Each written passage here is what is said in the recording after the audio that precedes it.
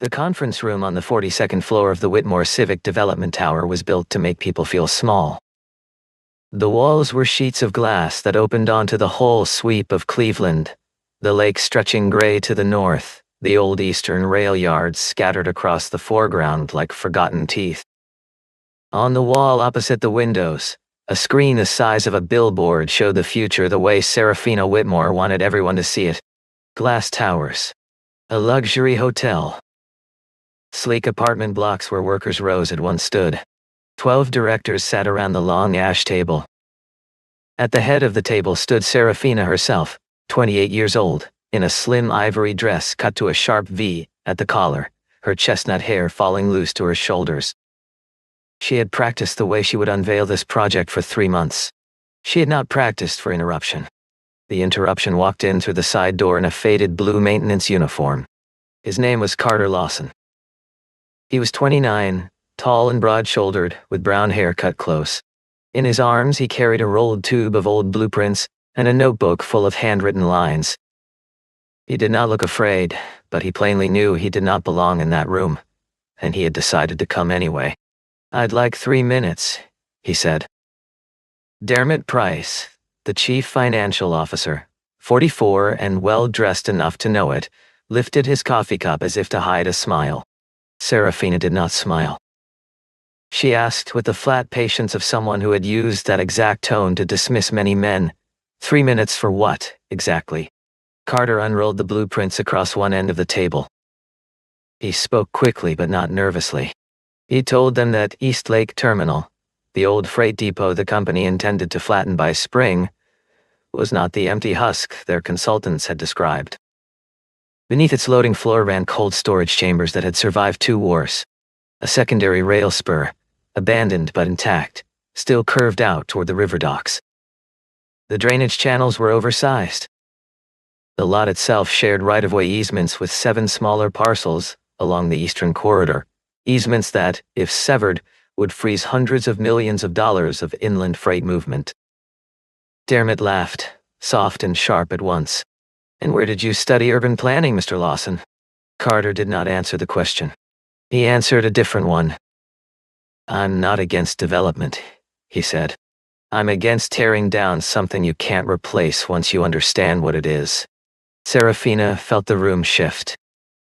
She felt the 12 directors turn, very slightly, toward the maintenance worker. She felt Dermot stop being amused. And she felt, deep in her chest, the thing she had been raised never to tolerate, the sense that someone below her in the room had seen something she had not. She did not look at the blueprints. She looked, with a clinical exactness, at his faded uniform. Then she gathered the loose pages he had laid out and pushed them off the edge of the table. They scattered across the floor. "You're a broke loser, Mr. Lawson," she said. Her voice was almost gentle. "A single father who can't even hold the shape of his own life. Don't stand in my conference room and pretend you understand the way this city is going to be run." The room went still. 12 directors looked at 12 different spots on the polished table. Carter said nothing. He did not raise his voice. He did not raise his hand. He only crouched slowly and began to gather his fallen pages. In his head he was already counting other things. The unpaid balance on his daughter's school account. The rent due in 11 days. The empty space in the refrigerator he had decided not to open this morning. He gathered the pages until his hands stopped trembling, and he stood up. Serafina nodded once at the security officer waiting by the door. "His badge, please." Carter walked out of the room without looking back. As he crossed the threshold, the corner of an older sheet slipped from his folder and drifted to the carpet near the wall. No one in the room saw it. Across the top of that page, in red ink that had not faded with the years, were written 6 words. East Lake Freight Spine, dormant, not dead. Carter Lawson lived in a 3rd-floor walk-up at the eastern edge of the city, in a neighborhood the maps still called East Lake, but the realtors had stopped naming. The apartment was small, clean, and tired. The window above the kitchen sink looked out at a strip of old rail line where freight had not run in 20 years. On the counter, when he came in that afternoon, 3 envelopes were waiting in a neat stack. A notice from the school office about overdue tuition.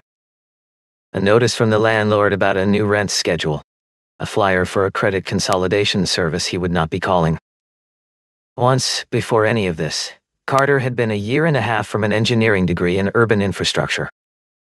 He had loved the way maps held secrets, the way a single hand-drawn line could explain how a whole neighborhood breathed.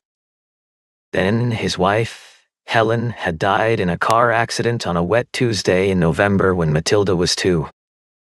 He had dropped his last semester and taken a maintenance job because the job came with benefits, and benefits were what kept a small child in a doctor's office. He had been a maintenance technician at Whitmore for almost 5 years. By night he repaired air conditioners and garage doors for shop owners on the east side who paid him in cash. His body had been built by carrying water heaters up flights of stairs in winter. He did not waste motion. He did not complain. His daughter Matilda was 6 years old, small for her age, with serious gray eyes. She carried a stuffed bear named Button everywhere she went. Button had a missing eye that Carter had once tried to sew back on at midnight, using the only thread he could find, which had been blue. Matilda had decided the blue eye was the bear's good one. Carter had decided he would not correct her. He had a private rule he had never spoken aloud. Matilda would never see him fall. He could be tired, he could be broke, he could be afraid, but when she came into the room, he would be standing.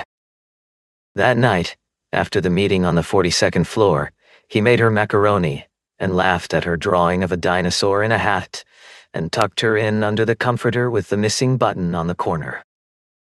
Later, when the apartment was dark, he sat at the table with her question pressing against the inside of his ribs. She had asked it 2 evenings before, after overhearing him on the phone with the landlord. "Daddy," she had said, with the practical seriousness of a child who has done some of her own arithmetic, "if we're poor, do they get to make us leave?" He had told her, "Nobody has the right to make you feel small just because we don't have a lot of money right now." He had believed the sentence at the time. Looking at the envelopes, he understood that the world outside their apartment did not always agree with him. His phone vibrated against the table. A short automated message from the school office. "Your tuition balance is now 30 days past due." Beneath it, a second notification from a corporate account he had not yet learned to ignore. "Your employment with Whitmore Civic Development has been terminated, effective immediately." He set the phone face down. He looked at the bear with the blue eye on the couch. He listened to his daughter breathing in the next room, and he tried, for the first time in a long time, to imagine a tomorrow whose first hour he could not yet see. Across the river, on the 42nd floor she had decided was hers, Serafina Whitmore stood at the window long after the meeting had ended. Behind her, in glass frames along one wall, magazines with her face on the cover repeated themselves in different colors. The Queen of Urban Renewal. The New Heir. She had earned every one of those covers, and she had earned none of them, and both things were true and hurt in different ways. Her father, Roland Whitmore, had handed her the company 18 months earlier, after a quiet heart attack. She had not been ready. She had not been allowed to admit she was not ready.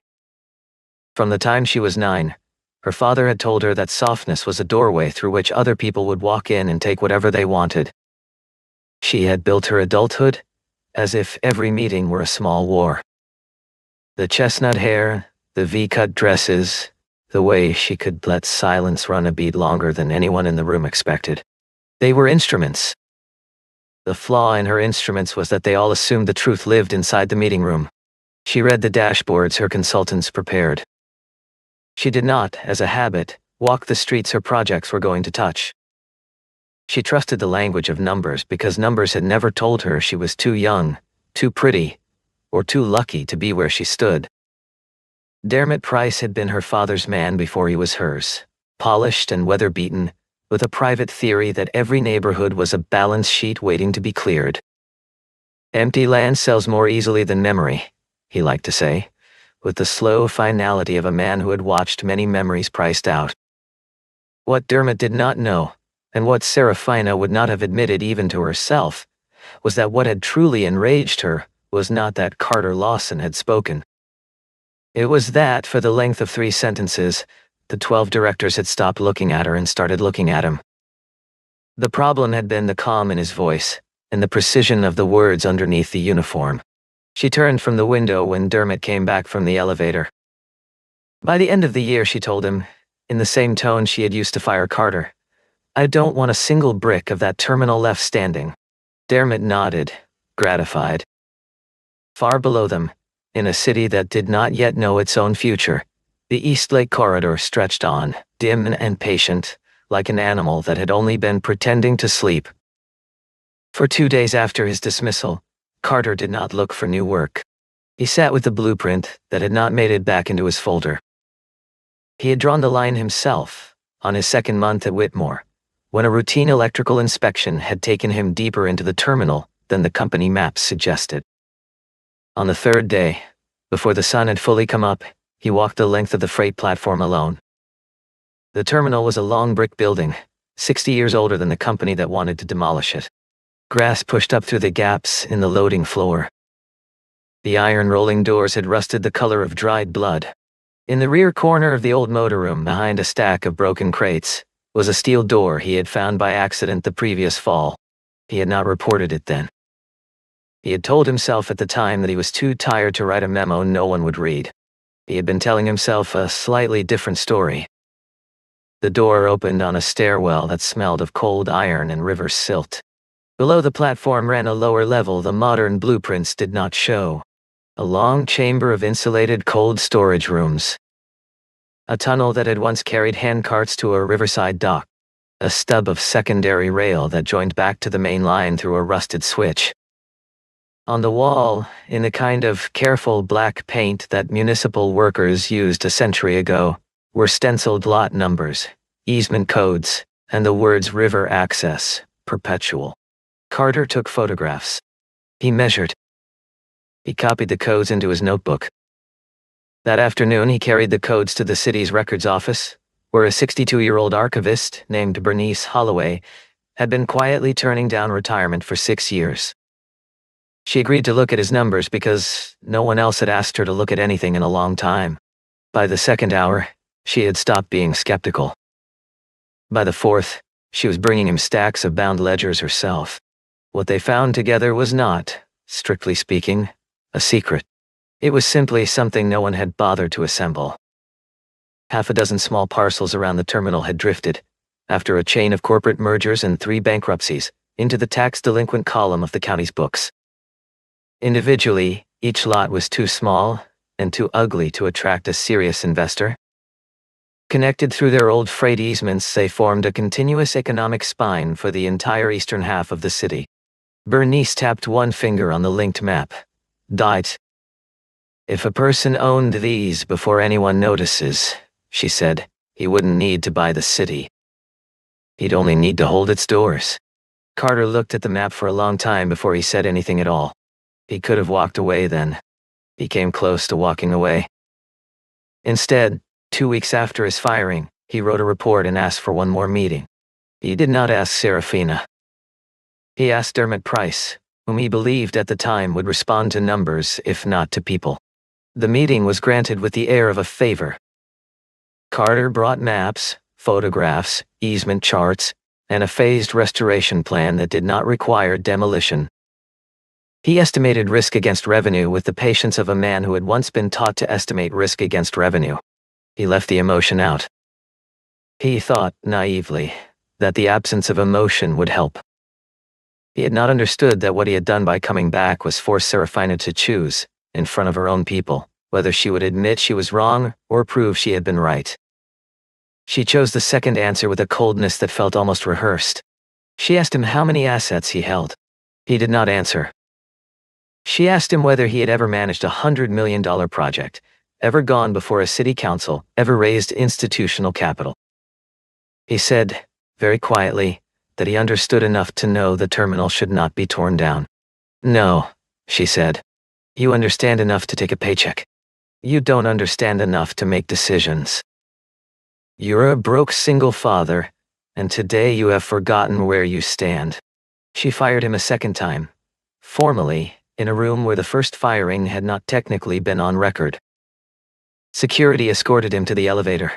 Outside, a slow gray rain had begun to fall across Cleveland, the kind of rain that did not so much wet a coat as soak through it without permission.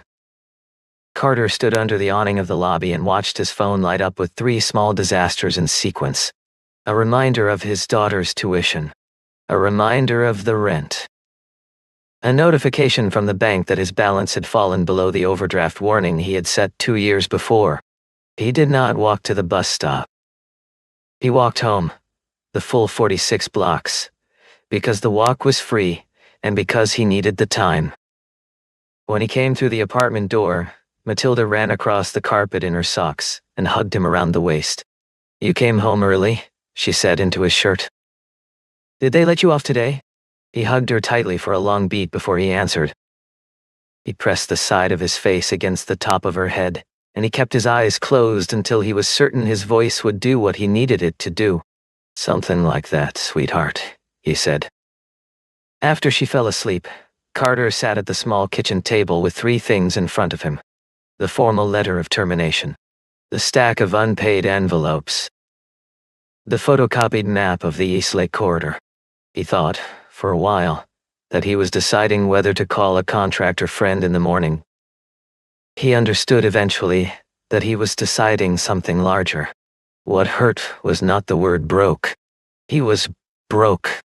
The word broke described a number on a screen. What hurt was the second word. Loser. As if having no money was the same as being no one. As if a man without a portfolio was a man without a future, and a child who depended on him was an item in a column that had not yet been zeroed out. He looked at Button on the couch with the blue eye. He thought about how Matilda would learn, by watching him, whether the world was fair and whether a person was allowed to keep his shape under pressure. He decided that if he took another maintenance job tomorrow, he would survive. He would also spend the rest of his daughter's childhood being told, by other people, what his work was worth. In the morning, Matilda came into the kitchen earlier than usual. She was clutching the small tin can in which she kept the coins her aunt sent on birthdays, and the dollar bills she earned for tidying her room. She set it down on the table between them with both hands. "Daddy," she said, "you can have this. I don't need a new coloring box yet." He could not speak for a moment. She watched his face the way children watch grown-ups when they are trying to decide whether they have made a mistake. He reached across the table and put his hand over hers on the lid of the tin. "I won't let you give me your savings again," he said. "I promise." He kept the promise the way men with no other resources keep promises, by doing the next reasonable thing. He called Bernice Holloway and asked her to pull every record she could find for the delinquent parcels along the eastern corridor. He called Leon Mercer, an independent contractor who had once owed him a favor for a roof he had patched in a hailstorm. He did not ask for sympathy. He laid out the maps, named the risks, and explained why a broken neighborhood could be the foundation of something better than what the Towers had planned for it. Leon thought he was joking for about 90 seconds. Then he stopped thinking that. That afternoon, Carter walked out to the small lot behind the apartment building where he kept the pickup truck that had earned him most of his night money for the past 3 years. A man named Wesley Garrett met him there with a cashier's check and a question. "You sure you want to sell this thing?" Wesley asked. "She's got good years left." Carter looked up at the third-floor window, where Matilda's silhouette moved briefly against the glass as she put Button on the sill. He looked back at the truck for a long moment. "I'm not selling a truck," he said. "I'm buying a way out." The first lot Carter Lawson ever owned was not, by any reasonable measure, beautiful. It was a small brick warehouse 1 block north of Eastlake Terminal, with a roof that wept whenever it rained and a roller door that had not closed all the way since the previous administration. The deed had been tangled in tax arrears for 19 years. No serious developer had bothered with it. Carter bought it for $16,000 in cash and assumed obligations, and the clerk at the county window smiled at him in the bored way she smiled at everyone. He spent the next 6 weeks on his knees. He and Leon patched the roof first, because a building that cannot keep itself dry cannot keep anything else. They rewired the breaker panel and rebuilt the roller door with parts from a salvage yard in Akron. They hauled out 4 tons of crumbling drywall and rotten pallet wood. Carter's hands bled most evenings. He did not say so to anyone, including Matilda, who occasionally came along on Saturdays and did her math homework on a wooden crate near the window where the light was best. "Is this our new house?" she asked one afternoon, in the tone of a child who was taking the news either way. "Not yet," he said. "But it might help us keep the one we have." His first tenant was a woman named Amanda Keene who had been baking sourdough out of her apartment kitchen and selling it through a friend's coffee shop.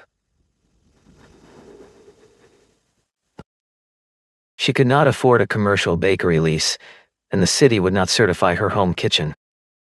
Carter offered her one corner of the warehouse, certified hot water, a folding partition, and a rent she could actually pay. In return, she helped sweep the loading floor and brought him a loaf every Friday. His second tenant was a veteran named Theo Bradford, who wanted to fix bicycles for a living, and had been turned down by every commercial landlord in the borough. His third tenants were a husband and wife who needed cold storage for produce from 3 small farms. His fourth tenant was a nurse named Constance Reed who wanted to run a low-cost weekend clinic for people whose insurance did not stretch to office visits. None of them paid a great deal. Together, they paid enough. His neighbors at first had opinions. The previous landlord doubted aloud that Carter could meet his rent the next month. A man at the corner store laughed and said it took a special kind of fool to buy a warehouse full of rats and call it a business. Carter did not argue. He swept the loading floor. He fixed Amanda's oven vent on a Wednesday night without charging her for the part. On the evening, the lights came on inside the building for the first time. Amanda walked across the floor carrying a fresh loaf wrapped in a clean towel. "This is the first place," she said quietly, "that ever rented to me without first asking if I was already rich enough to deserve it." Carter looked at the lit windows for a long moment, and he understood that he had not just bought a building. He had bought a beginning. Within a month, the building had a small, steady cash flow.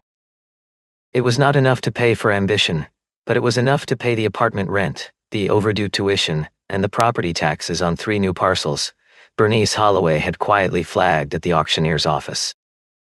Carter did not buy a new car. He did not move out of the 3rd-floor walk-up. He kept the same ledger, in his own handwriting, with every dollar listed twice. He filed paperwork under a deliberately bland company name, Lawson Urban Works, because he did not want the bigger developers to notice him until they had no choice. Leon brought in carpenters. Amanda brought in other small business owners who had been told no by everyone else. Constance brought in the neighborhood. He set one quiet rule for everyone who took space from him. If they had money, they paid it. If they did not, they helped. Sweeping, repairing, running the Saturday market that began the 3rd month under a string of donated lights. The tenants stopped being tenants. They began to behave like people who had agreed to keep a place alive together. His first contract of any real size came from a small regional grocery chain that had been priced out of the big industrial cold storage rings. Carter offered them the 18-month use of his refurbished underground chambers at a rate that made their accountant blink. They signed within a week, and his books changed shape. Meanwhile, on the 42nd floor of the Whitmore Tower, Serafina was busy. She was preparing investor decks for the Eastern redevelopment. She was meeting with 3 foreign funds, whose appetites would not extend to brick warehouses. She was perfectly unaware that the small, ugly parcels her consultants had once dismissed as non-strategic were dropping off the auction lists one by one. Late one evening, Leon stood with Carter over a new map pinned to the wall of the warehouse office. He tapped 2 more lots near the river dock. "Carter," he said, "if you take these, Lawson Urban Works will own every door into the east side." Carter looked at the map for a long beat. "Not own," he said. "Protect." By the end of the 5th month, the East Lake Corridor had changed in a way that did not yet have a name on any official map. The iron rolling doors had been repainted in dark neutral greens and grays. The terminal's interior glowed at night with the warm light of working bulbs rather than the cold flicker of failing ones. Pickup trucks moved in and out on a schedule. A reporter at one of the city's smaller papers wrote a short, careful piece about it. "A single father," she said, "had revived a piece of the city by buying the buildings no one else wanted. The story was not large. It was large enough. Small landowners began to come to Carter on their own. They were tired of selling to companies that bulldozed their corners and changed the street names. He bought through installments. He bought through partnerships. He bought, sometimes, by simply agreeing to take over a building's debts in exchange for first option on its leases. The portfolio of Lawson Urban Works grew sideways rather than upward. Warehouses along the eastern spine. A stretch of the river dock. The rail spur. 3 blocks of brick storefronts. The underground cold storage chambers. And the easement rights that held them all together. He did not move into a mansion when the books finally allowed it. He paid down the last of his old debts. He set up a tuition account for Matilda that would carry her through any school she chose. He repaired the apartment's heater so it stopped clanking. And he opened a Saturday trade class in the back of the terminal where neighborhood teenagers could learn electrical wiring, framing, and bookkeeping, taught by Leon, Bernice, and a retired ironworker named Henry. In the Whitmore Tower, on a Thursday morning that smelled faintly of dry-cleaned wool, Irene Caldwell, the company's lead counsel, set a thin gray folder on Serafina's desk. Unresolved access rights, she said. The Eastern Freight Corridor, held by Lawson Urban Works. Serafina lifted the folder. Lawson? She asked. Who is that? The same conference room received Serafina differently the second time. The chairs were the same. The lake outside still pulled gray to the north. But for the first time in 18 months as chief executive, she was the person at the table whose hands wanted to find something to hold on to. Irene laid out the situation with the controlled flatness of a lawyer who had rehearsed bad news. The city would not approve the eastern redevelopment without continuous easement access across the freight corridor. Truck routing, surface drainage, temporary loading rights, river dock egress. Every line of the project plan ran through a network of small parcels that now belonged to Lawson Urban Works. The contracts in place were long. The community endorsements were public. The mayor had already taken meetings. Serafina demanded the company simply buy the assets. Irene reminded her that the assets were not for sale. Who? Serafina asked again, more slowly this time. Is behind that company? Irene placed a personnel folder on the table. On the front page was a photograph of Carter Lawson in a faded blue maintenance uniform, taken on the day of his hiring nearly 5 years earlier. For a long moment, Serafina did not move. The shock arrived in layers, the way bad news always did. The man she had called worthless had been right. The thing she had wanted to flatten had become the spine of an economy that did not need her permission. Her project, the project she had staked her name on, now depended for its existence on the dignity of a man she had publicly stripped of his. Dermot started to say something about lawyers and the press. Serafina raised one hand and stopped him. She went down to Eastlake that same afternoon. She walked across the loading platform past Amanda's bakery counter, past Theo's bicycle racks, past a hand-painted sign for the Saturday clinic. People greeted Carter as she passed, not her. He came out of the back office in a clean cotton shirt with dust on the cuffs. He did not look surprised to see her. She offered an immediate, generous buyout for the strategic assets. Carter listened until she had finished. And the people working here? He asked. She used the words she had been trained to use. Repositioning. Optimization. Upgraded tenant mix. Carter understood, the way anyone in his neighborhood would have understood. She intended to clear them out. He shook his head. You think you can stop a billion-dollar project? Serafina asked. Her voice was tighter than she had wanted it to be. Carter looked around the lit interior of the terminal, at the rows of small businesses she had told her board did not exist. No, he said. I think you can't build it without going through the people you decided not to see. The City Hall hearing on the Eastern redevelopment was scheduled for a Tuesday afternoon in late spring. Reporters filled the back rows. Businesses, residents, council members, the Whitmore team, and most of the Eastlake tenants filled everything in front of them. Serafina arrived in a fitted charcoal dress, her hair loose, her face composed in the practiced way she had been practicing since she was 19. On the inside, she had not slept properly in 4 nights. Carter came in plain dark clothes with no entourage and no notes. He held Matilda's hand. She wore a small navy dress and clutched a button against her chest, the way another child might have held a microphone. People looked at her and remembered without being told that whatever happened in this room had begun in a kitchen, with a tin can of coins.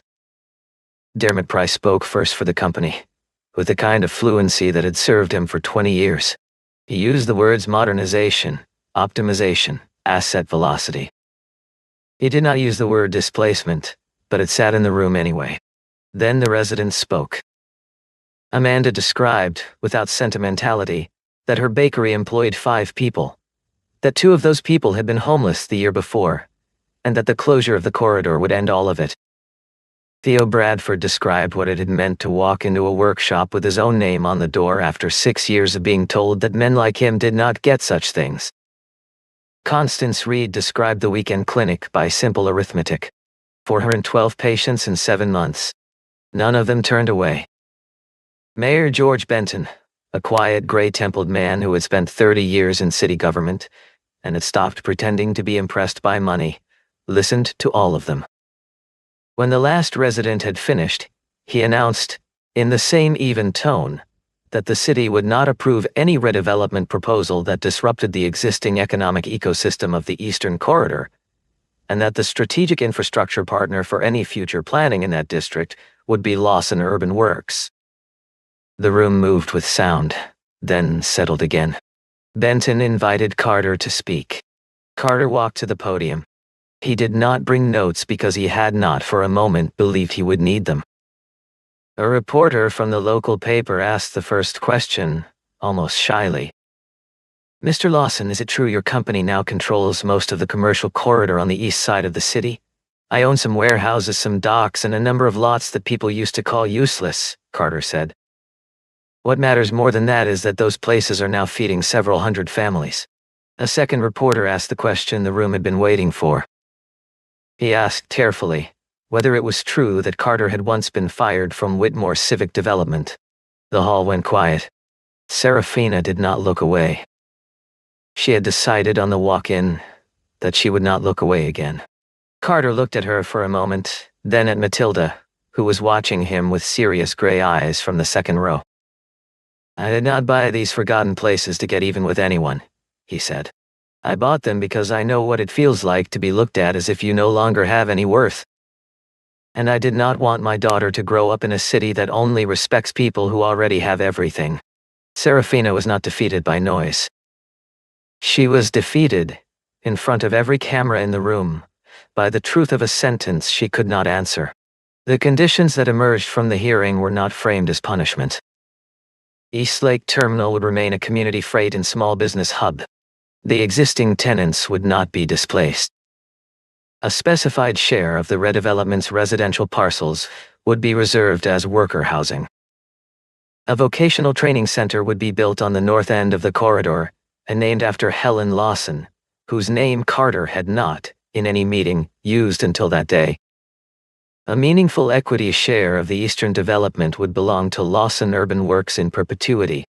Out in the hallway, after the cameras were gone, Serafina found Carter alone for 90 seconds. I looked at your uniform, she said, and I thought I knew the entire shape of your life. He did not smile, but he did not look away. You were not the first person to do that, he said. But you were the one who made me decide not to let anyone else decide my worth again. She nodded once. She did not cry. He did not require her to. Several months later, on a clear evening at the end of summer, Carter and Matilda stood on the loading platform of Eastlake Terminal as the inside lights came on, one row after another. The Saturday market was closing down. A small group of teenagers was packing tools back into a trade-class cabinet. Across the street, Serafina Whitmore stood watching, without an entourage or press team, dressed plainly, as a person and not a brand. Matilda tugged at her father's hand. She looked up, with the simple curiosity of a child who has finally heard the rumor that has been following her family for months. Daddy, she said. So now do you really own half the city? Carter looked out across the lit windows, the small trucks, the children chasing each other along the edge of the platform. He adjusted button in her arms so the blue eye was facing the right way. No, sweetheart, he said. I just helped half a city remember that it's still worth something. Behind them, the lights of Eastlake Terminal burned steady against the early dark, and the city, very quietly, kept on coming back to life.